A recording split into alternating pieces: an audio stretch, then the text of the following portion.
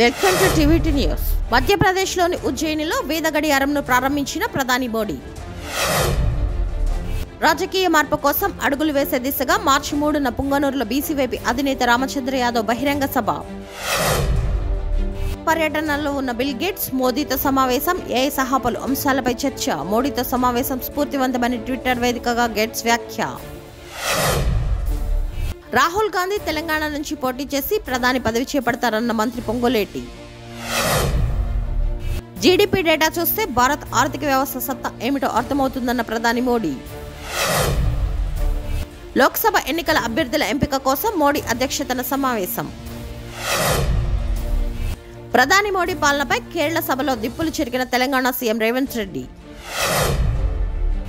దామోదర రాజనరసింహ కూతురు పెళ్లికి హాజరైన CM Revanth Reddy, KTR.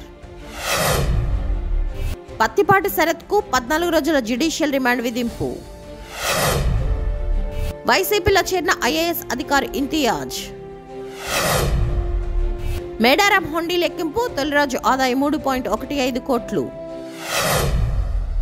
Hyderabad millennial school వార్షికోత్సవానికి విద్యార్థుల ఆహ్వానం. ఇప్పటి వరకు నేను అందుకున్న అత్యంత క్యూట్ ఆహ్వానం ఇదేనని ట్వీట్ చేసిన కేటీఆర్. తెలంగాణలో మెట్రో రైల్ కోచ్ ఫ్యాక్టరీ పెట్టండి, శంతను రాయను కోరిన ఉప ముఖ్యమంత్రి బట్టి విక్రమార్క. పవన్ కి 4వ పెళ్లం నాదళ్ల మనోహర్ అన్న అంబటి రాంబాబు.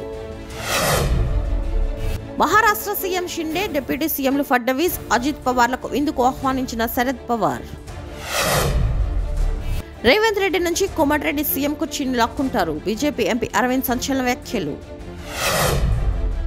ప్రకాశం జిల్లా తాళ్లూరు మండలంలో గురువారం వాలంటీర్లకు వందనం కార్యక్రమం ఏర్పాటు చేసిన దర్శి నియోజకవర్గ ఇన్ఛార్జ్ శివప్రసాద్ రెడ్డి. తనను ఎమ్మెల్యేగా గెలిపిస్తే వాలంటీర్లకు తన జీతంతో పాటు ఉచిత బీమా.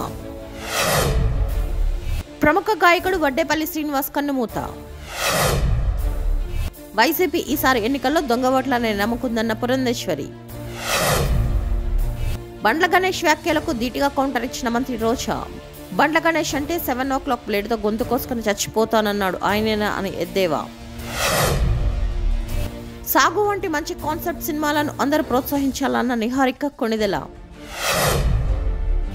ఉత్కంఠను రేపుతున్న గామి ట్రైలర్.